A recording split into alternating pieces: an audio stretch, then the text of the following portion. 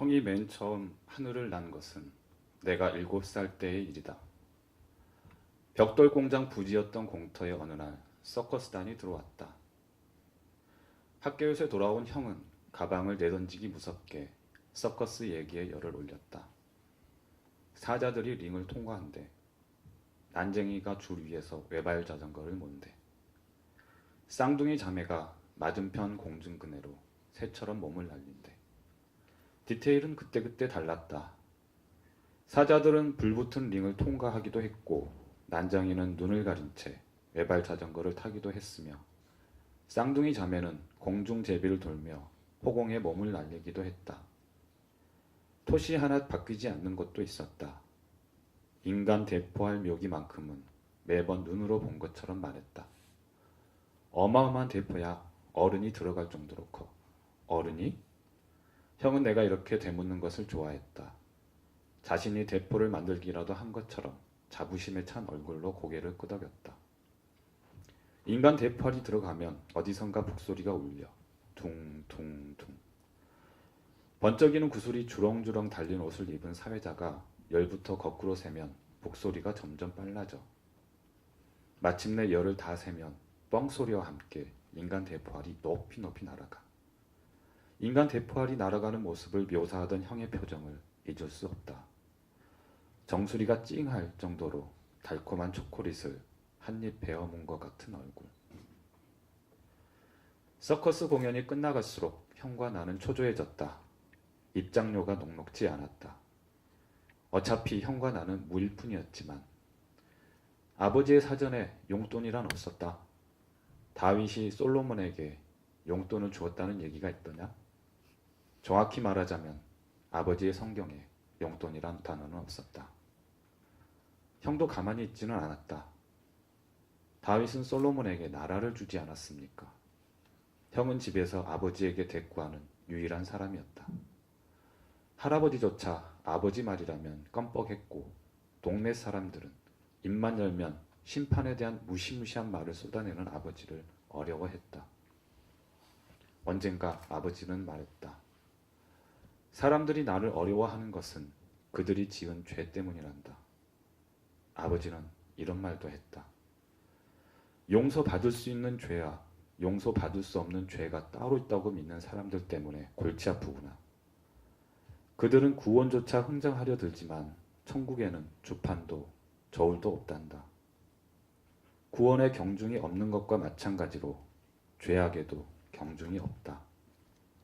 모든 구원이 공평하게 구원이듯 모든 죄악은 공평하게 죄악이다. 아버지 말씀대로라면 아버지를 어려워하는 건 내가 죄를 지었다는 증거이고 그 죄가 무엇이든 나는 천국에 갈 수 없었다. 그러니까 내가 천국에 가지 못하는 건 순전히 아버지를 어려워하기 때문이다. 누구에게도 대꾸를 허락하지 않는 아버지였지만 형만큼은 예외였다. 심지어 미소를 보여주기까지 했다. 아버지는 형에게 이런 말도 했다. 아들아, 내가 죽으면 교회는 네 것이다. 내 얼굴은 낯빛이 되었다. 아, 아버지의 나라는 형이 물려받는구나. 성가대도, 부활절 달걀도, 성탄 트리도, 헌금함도 모두 형 차지구나. 하긴 형은 내가 갖지 못한 것들로만 빚어진 듯 했다. 귀티나는 곱슬머리, 초롱초롱한 눈, 잘 익은 사과 같은 볼, 거침없는 언변. 지나가던 어른이 머리를 쓰다듬으며 아버지는 뭐 하는 분이냐고 물으면 형은 서슴없이 목수라고 답했다. 언제나 그랬다. 왜 거짓말 하느냐고 따졌더니 이렇게 대꾸했다. 예수님도 목수였잖아. 거짓말조차 형의 입에서 나오면 그럴듯했다. 질문도 마찬가지였다. 하느님이 스스로의 형상을 본떠 인간을 빚으셨다면 왜 인간은 하늘을 날 수 없습니까? 형이 아버지에게 물었다. 생김새만 본뜨셔서 그렇다. 18K 금 같은 것이지. 서양 속담대로 반짝인다고 모두 금은 아니다. 그리고 하느님이 아니라 하나님이란다. 애국가에서도 하느님이라고 하는데 왜 자꾸 하나님이라고 하십니까? 단 하나뿐인 분이시니 하나님이란다. 아버지는 금리발을 반짝이며 대답했다. 아버지도 이 우주에 하나뿐이시니 하나님이시겠습니다. 아들아, 신성을 모독했으니 벌을 받아야겠다. 레위기를 2번 옮겨 적어라. 유감스럽게도 아버지에게는 서커스도 신성 모독이었다. 심지어 서커스단을 사탄의 무리로 몰아붙였다.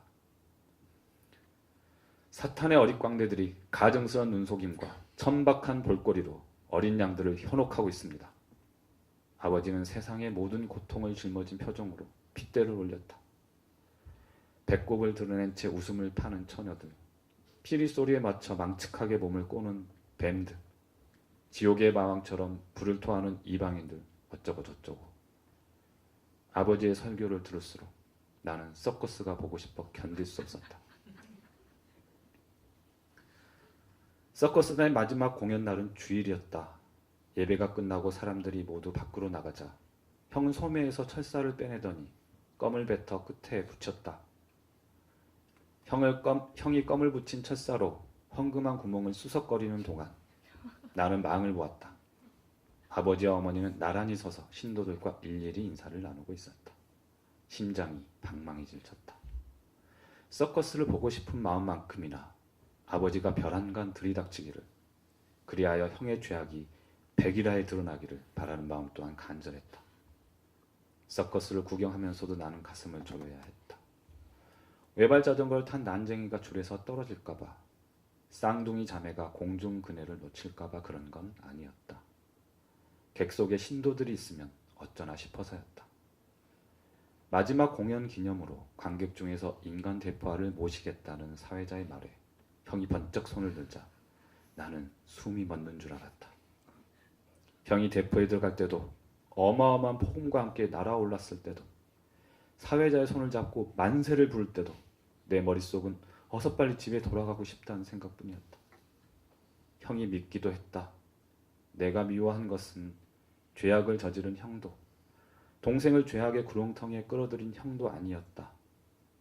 내가 떨리는 마음으로 미워한 것은 죄를 짓고도 태연하게 하늘을 난 형이었다. 하늘을 나는 기분이 얼마나 근사한지 주절주절 늘어놓는 형에게 나는 울상이 되어 소리쳤다. 신도들이 보면 어쩌려고 그래? 형은 빙긋 미소를 지으며 말했다. 겁먹을 거 없어. 아버지에게 이르지 못할 거야. 자기도 여기 왔다는 사실을 인정해야 할 테니까.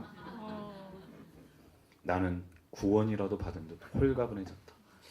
그때 형은 10살이었다. 형이 2번째로 하늘을 난 것은 내가 10살 때의 일이다. 아이들 사이에서 형의 첫 비행은 전설이 되었다.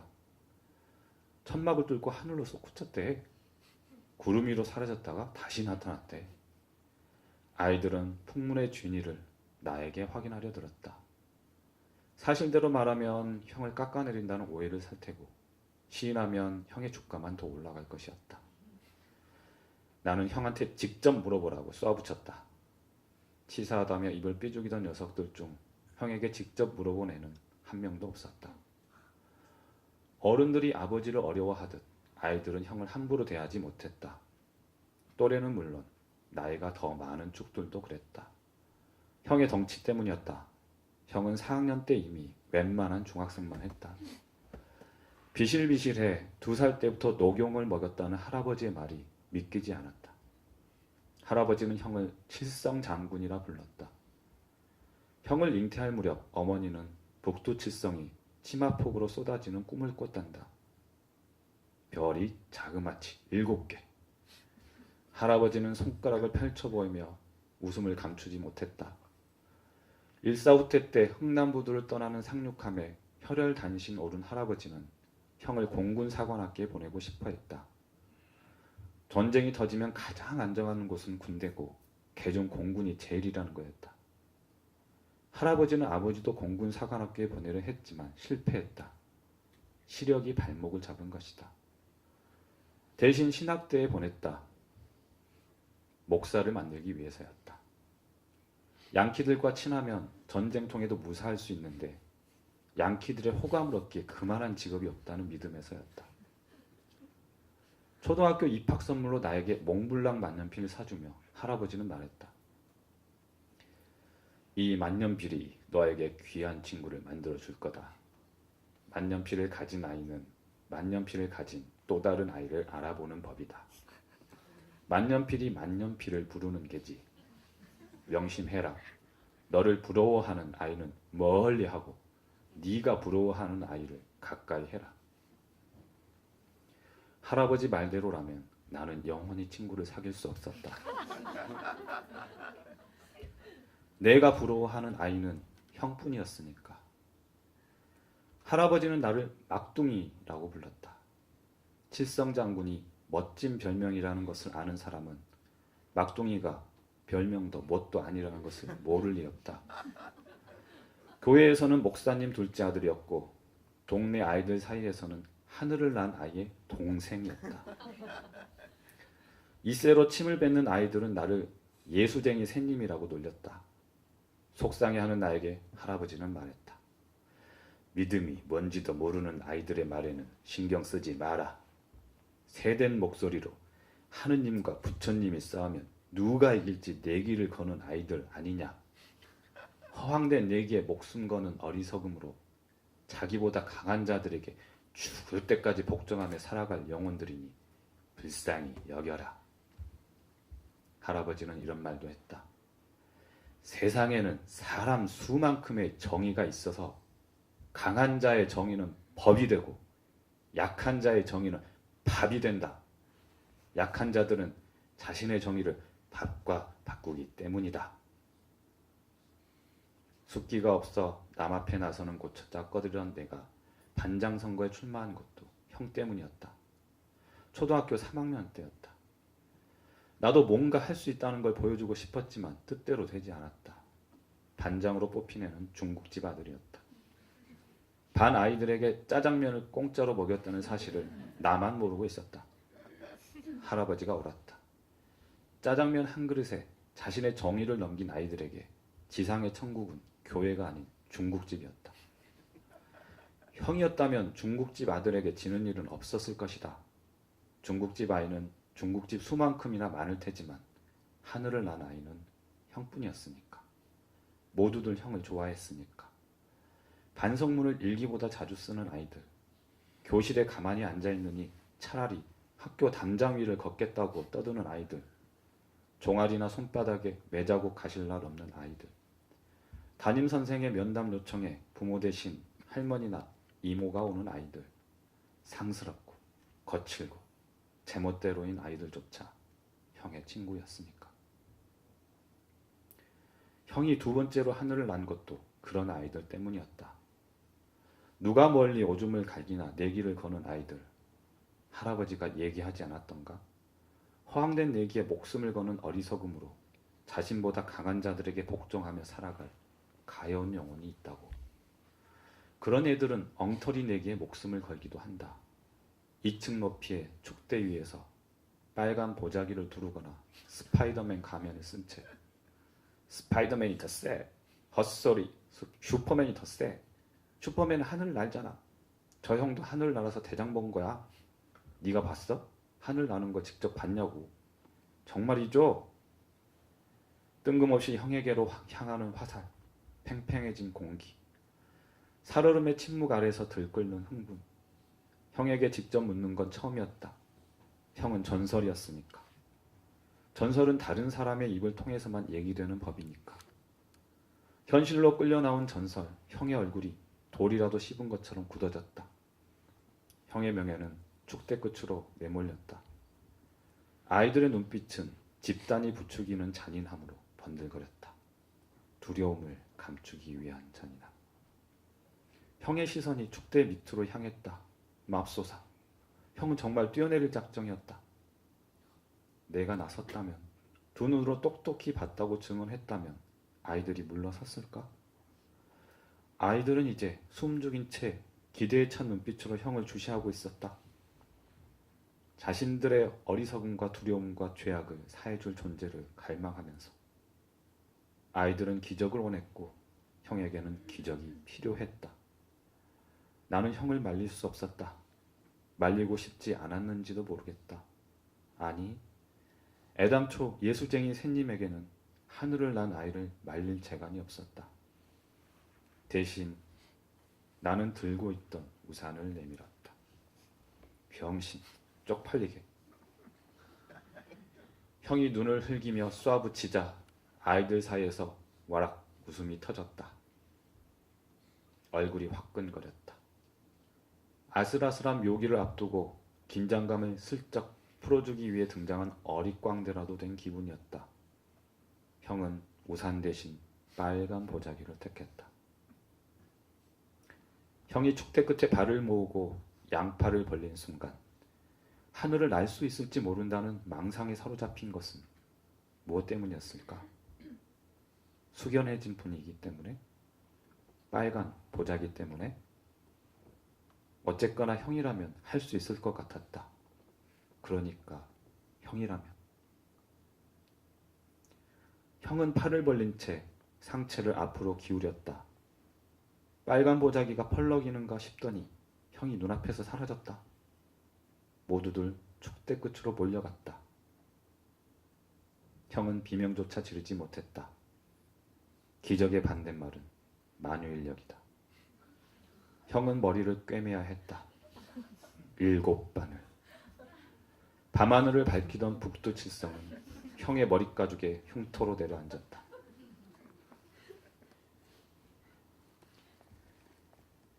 형이 세 번째 하늘을 나는 모습을 지켜보았을 때 나는 신학대학생이었다.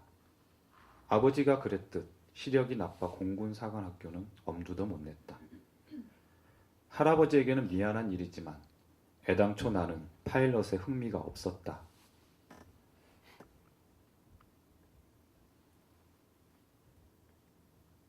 신학대에 진학한 것은 아버지의 교회를 물려받기 위해서였다. 내가 죽으면 네 것이라고 아버지가 형에게 입버릇처럼 말하던 바로 그 교회 말이다. 언제부턴가 아버지는 그 말을 입 밖에 내지 않았다. 형의 성적표가 날아오는 날이면 집안 공기가 돌덩이를 매단 것처럼 무거워지면서부터였다. 초등학교 때는 그럭저럭 중위권을 유지하던 형의 성적이 중학교에 진학한 뒤로는 바닥으로 떨어졌다. 아버지의 새벽 기도도, 어머니가 붙여준 비밀 과외도, 할아버지가 지어온 한약도 추락하는 형의 성적에 날개를 달지는 못했다. 형은 시도 때도 없이 졸았다. 책상 앞에서는 물론 예배 중에도, 텔레비전을 보다가도, 화장실에서도, 정신이 말똥말똥 할 때는 식탁 앞에서 뿐이었다. 할아버지는 너무 어렸을 때 녹용을 먹인 탓이라고 자책했고, 아버지는 영혼에 마귀가 들러붙은 게 아닌지 의심했고, 어머니는 모유를 먹이지 못한 탓이라며 가슴을 쳤지만 내 생각은 달랐다. 자유낙하 법칙에 의하면 낙하 속도는 무게와 상관없고 공기 저항의 영향을 받는다. 같은 크기의 고무공과 쇠공이 떨어지는 속도는 같지만 무게가 같은 멀쩡한 종이와 구겨진 종이라면 얘기가 다르다. 구겨진 쪽이 더 빨리 떨어진다. 공기 저항을 덜 받아서다. 형은 내가 건넨 우산을 사양하지 말았어야 했다. 그랬다면 두세 바늘쯤은 덜 꿰맸을 테고 노상 졸게 되지는 않았을 것이다. 물론 나만 아는 이야기다. 이 사실을 알면 모두 나를 원망할 테니까. 형 대신 내가 뛰어내렸어야 했다고 한탄하지 않으리라고 어찌 장담하겠는가.